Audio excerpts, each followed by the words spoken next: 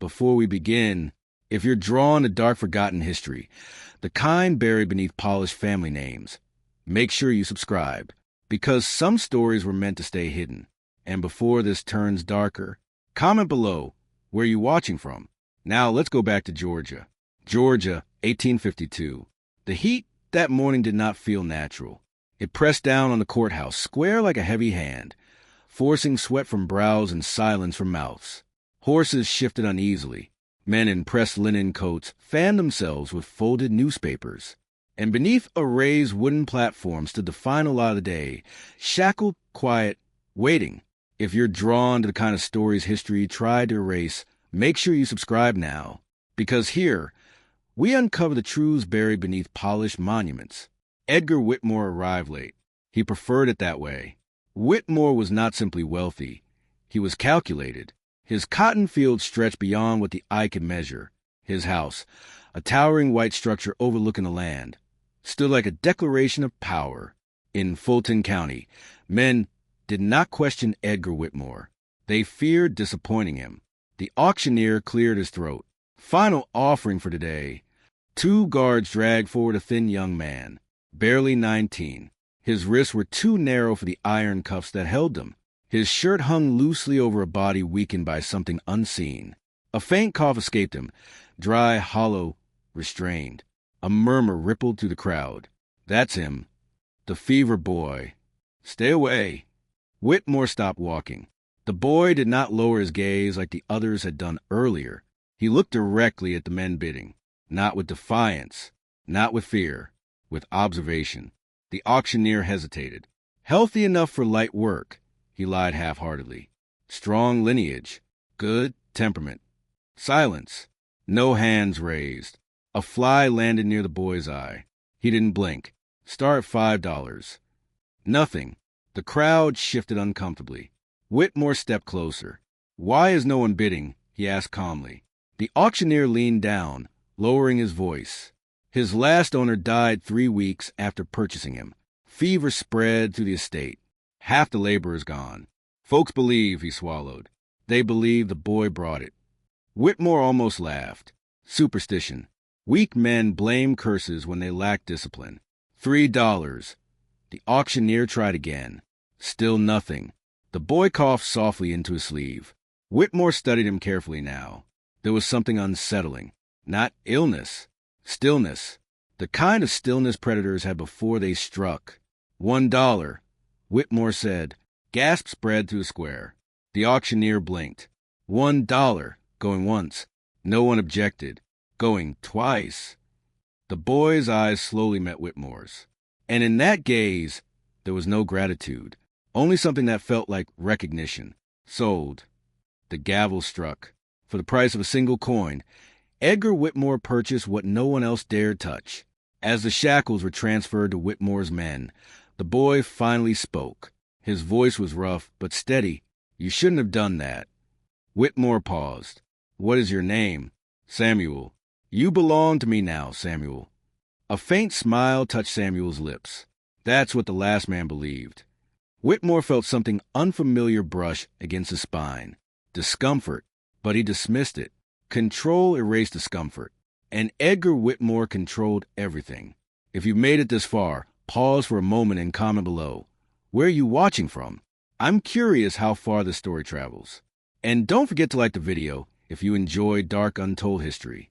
By sunset, Samuel stood at the edge of Whitmore's plantation. The other enslaved workers avoided him. They whispered as he passed. Death follows him. Stormbringer. Whitmore watched from his wide porch, arms folded behind his back. He did not believe in curses. He believed in strength. And Samuel looked weak. That night, the sky was clear. No clouds. No wind. Yet just before dawn, Whitmore's prize stallion was found dead inside its stable. No wound. No struggle. Just cold flesh and open eyes. Whitmore stood over the animal, jaw tightening. His stable master trembled. Sir, he was fine last night. Whitmore said nothing. He turned slowly toward the fields. Samuel stood in the distance, watching, not shocked, not confused, watching. And for the first time since the auction, Whitmore wondered why no one else had bid. The next morning, 3 field hands developed sudden fever. By evening, one collapsed. Samuel did not work. He stood quietly when ordered, obeyed without resistance. But his eyes never stopped studying the house, measuring, listening, waiting. Whitmore approached him directly. "You carry illness?" Samuel tilted his head slightly. "Everyone carries something." Whitmore grabbed his collar. "If you bring disease to my land." Samuel didn't struggle. Your land was already sick. Whitmore froze. For a brief second, the air between them felt heavier than the Georgia heat. Whitmore released him. He did not fear a boy. He did not fear fever. He did not fear anything. But that night, Whitmore locked his bedroom door. And for the first time in years, he did not sleep. If you think this was only coincidence, wait until you see what happens next. And if you haven't subscribed yet, now would be the time. Because the real reason no one bid on Samuel has nothing to do with illness. It has everything to do with what he knows. By the 3rd day, the plantation no longer felt stable. 2 more laborers collapsed in the fields. The overseer insisted it was heat exhaustion. The doctor from town blamed poor water. But the whispers didn't blame either. They blamed Samuel. And Edgar Whitmore hated whispers, because whispers meant loss of control. If you haven't subscribed yet, now is the time. These stories only get darker, and history rarely tells them honestly. Whitmore stood on his porch watching the fields below. Samuel was working slowly, deliberately, not lazily, not rebelliously, almost patiently. That was what unsettled Whitmore. Sick men do not move with patience. They fade. But Samuel did not fade. He observed. That evening, Whitmore ordered Samuel brought to the main house. The other workers exchanged uneasy glances as chains rattled across the yard. Inside the dining hall, candlelight flickered against polished wood walls. Portraits of Whitmore's ancestors stared down from gilded frames. Stern men, hard men. Samuel stood barefoot on imported carpet. Whitmore poured himself a drink. "Your previous owner," Whitmore began calmly, "describe his death." Samuel's eyes moved slowly around the room. Before answering, he stopped sleeping. Whitmore frowned. "That is not a cause of death." Samuel looked back at him. "It becomes one." Whitmore set his glass down. "You expect me to believe you bring insomnia?" "No." Samuel's voice remained steady. "I bring truth." A strange silence settled between them. Whitmore leaned forward slightly. "What truth?" Samuel's eyes drifted toward one of the ancestor portraits. "How many of them built this house with blood?" Whitmore's jaw tightened. "This conversation ends now." But Samuel did not stop. "Your father whipped men in the eastern fields. Buried 2 beneath the oak tree by the well. You expanded the land by buying debts you knew families couldn't repay."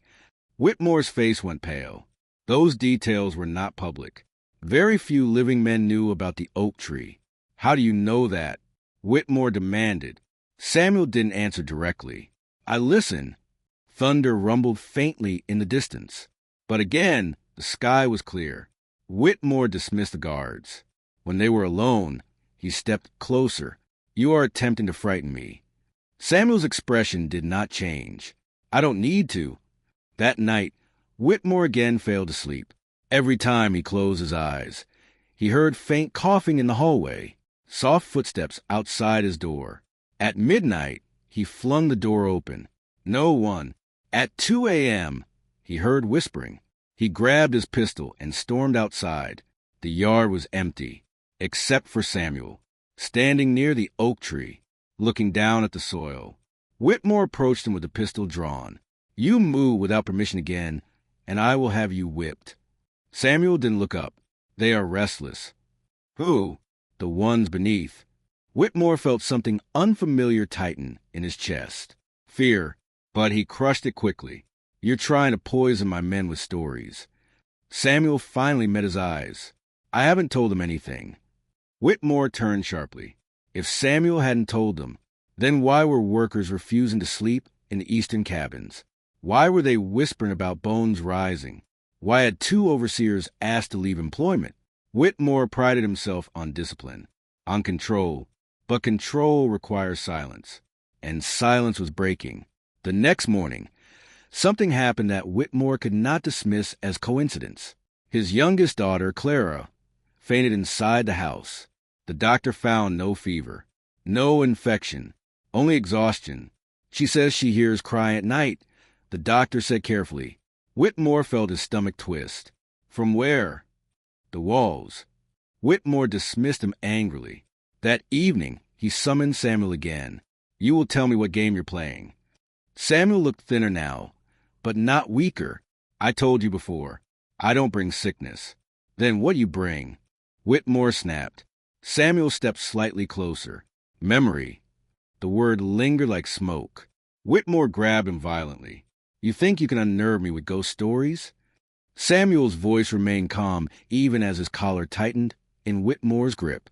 You paid $1 because you thought I was worthless. Whitmore froze. You were wrong. Outside, the wind began rising.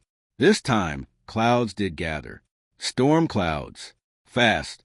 The plantation workers watched from the cabins as lightning cracked across the sky. Rain slammed down in sheets.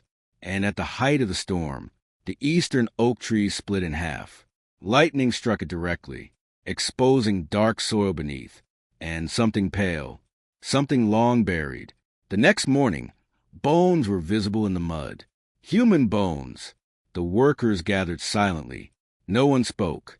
Whitmore stared at the exposed grave. His secret, his father's secret, now unearthed in front of everyone. Samuel stood at the edge of the crowd, watching, not smiling, not celebrating, just watching. Whitmore turned toward him slowly. You planned this. Samuel shook his head. No. Whitmore stepped forward, voice trembling with rage. You brought this storm.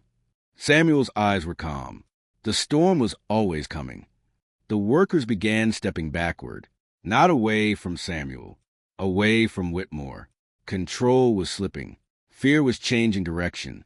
And Edgar Whitmore finally understood something chilling.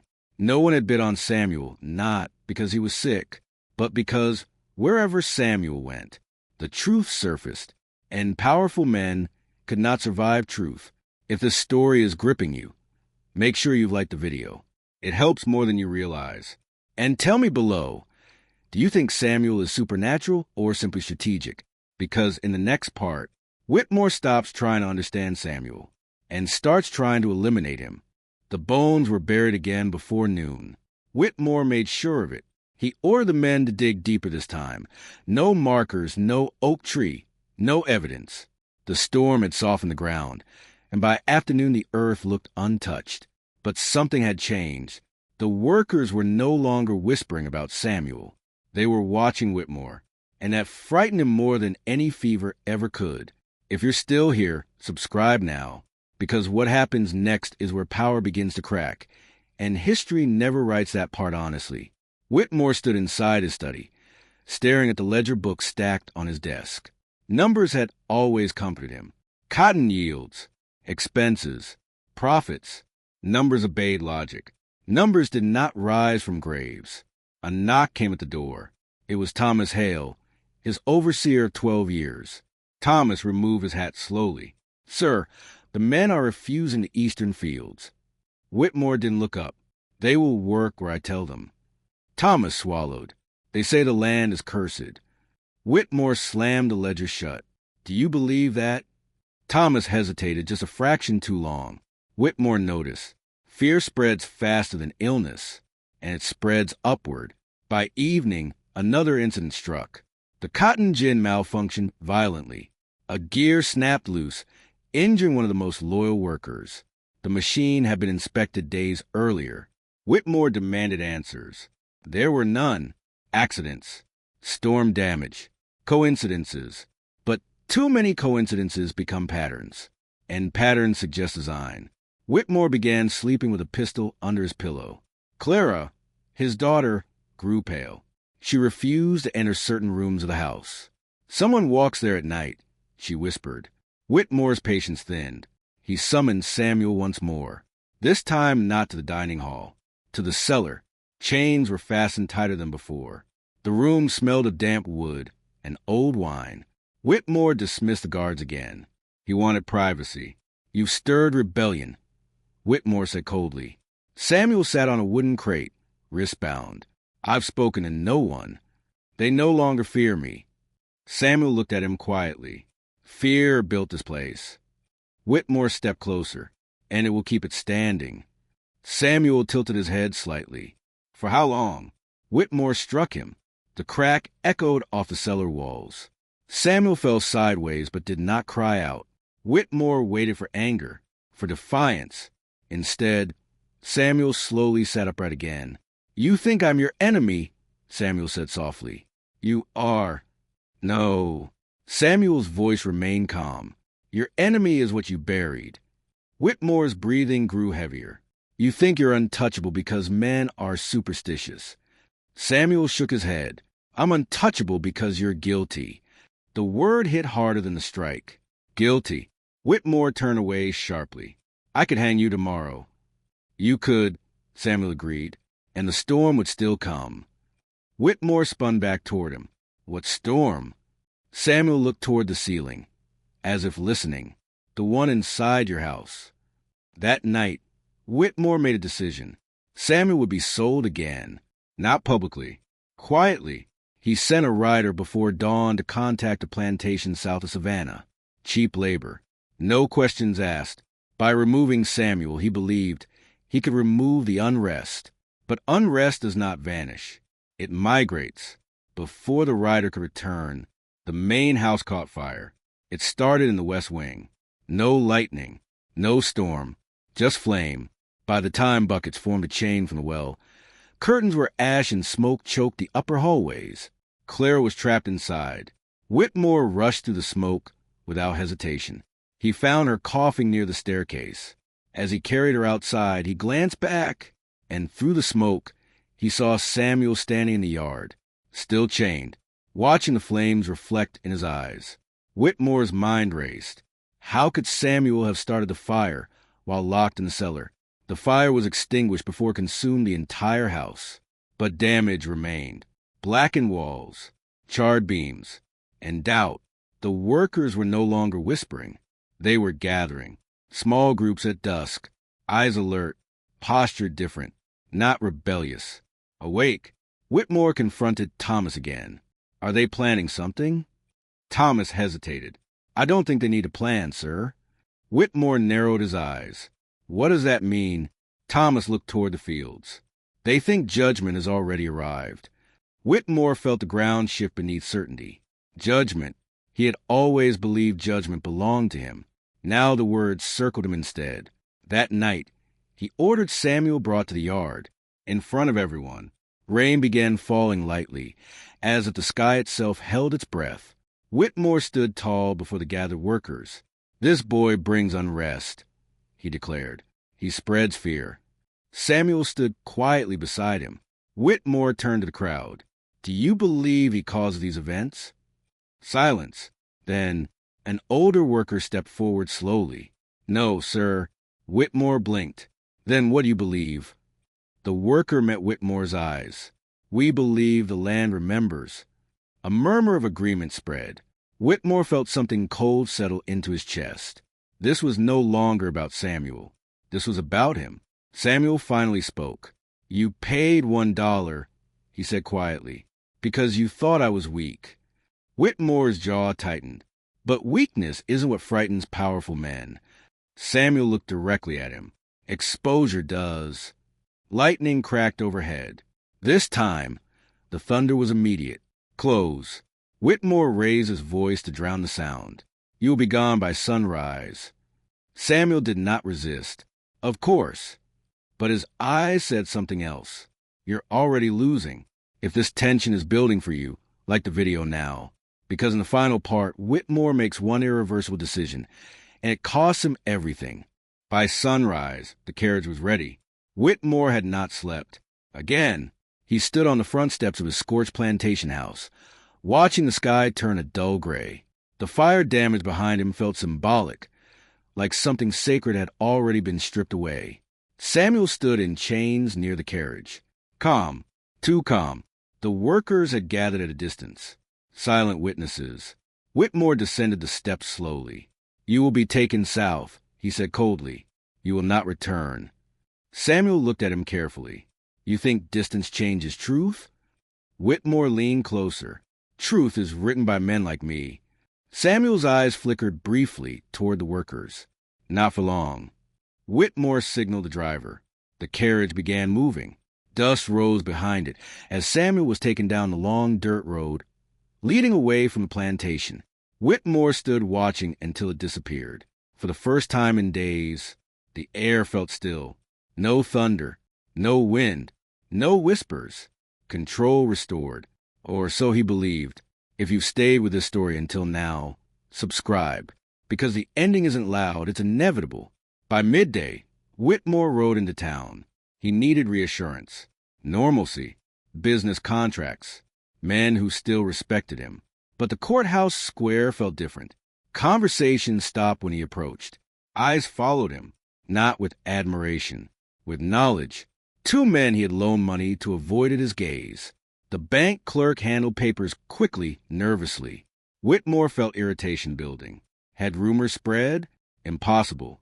He had buried the bones again. The fire had been contained. Samuel was gone. That night, he finally slept, deeply, for the first time in nearly a week. And that was when the Rayall storm arrived. He dreamed of the oak tree, but in the dream, it was not split. It was growing, roots twisting beneath his house, cracking foundations, lifting floorboards. He saw faces in the soil, not ghosts, memories. When he awoke, something was wrong. The house was silent, too silent. He stepped into the hallway. Clara's room was empty, her bed untouched. Panic tightened his throat. He rushed downstairs. The servants' quarters were empty. The cabins, empty. The fields, empty. Every single worker had vanished overnight. No horses missing. No wagons taken. They had walked. Together. Whitmore's breathing became shallow. Impossible. They would never risk it. Not without planning. Not without leadership.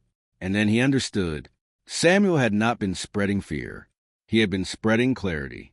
Whitmore mounted his horse and rode toward town in desperation. Halfway down the road, he saw something ahead. Smoke, not from his plantation. From another and another. Word traveled quickly in Georgia. Stories even faster. Plantations within 50 miles had reported unrest, refusals to work, families leaving at night, men questioning contracts. No violence, no riots, just departure, a quiet rebellion. Whitmore reached town breathless. The bank doors were closed, a notice nailed to the wood, loan suspended, land under review. His name was written in smaller ink beneath. He felt the world narrowing. Contract depended on labor. Labor was gone. Reputation depended on fear. Fear was broken, and fear, once broken, does not return easily. 3 days later, a rider returned from Savannah. Whitmore rushed to meet him. "Well," he demanded. The rider removed his hat slowly. There was no delivery. Whitmore froze. "What do you mean?" The carriage arrived empty. Whitmore felt his pulse hammering in his ears. The driver? Missing. The chains were found inside the carriage. Unlocked. No sign of struggle. No blood. Just absence. Whitmore staggered back slightly. Impossible. Samuel had been guarded, watched, chained. But Samuel had never relied on force. He relied on timing. Whitmore returned to his estate at dusk. Empty cabins. Silent fields. The cotton swaying freely in the wind with no hands to harvest it. The house felt enormous now, not powerful. Hollow. That night, Whitmore stood alone at the oak tree's burial site. He knelt and dug into the soil with his bare hands. Desperate, he needed proof it was coincidence, that he was not unraveling. His fingers struck something solid, bone. He pulled it free, and in that moment, thunder cracked above him once more. Not a storm, just a single strike. The realization settled slowly. No one had bid on Samuel, because they already knew where Samuel went. Truth followed, and truth destroys the foundations built on cruelty. Whitmore sold pieces of his land within the year. Debts mounted. Investors withdrew. Clara was sent north to live with distant relatives. Edgar Whitmore died 10 years later, not from illness, not from violence, but from isolation. The plantation never fully recovered. Locals still whisper about the boy bought for $1. Some claim they saw him years later in different counties, wherever men believed themselves untouchable. And every time, something buried rose. So tell me, do you think Samuel was a curse? Or was he simply a mirror? If this story stayed with you, like the video, comment below where you're watching from. I want to see how far this reaches. And subscribe, because the next Untold story is already waiting.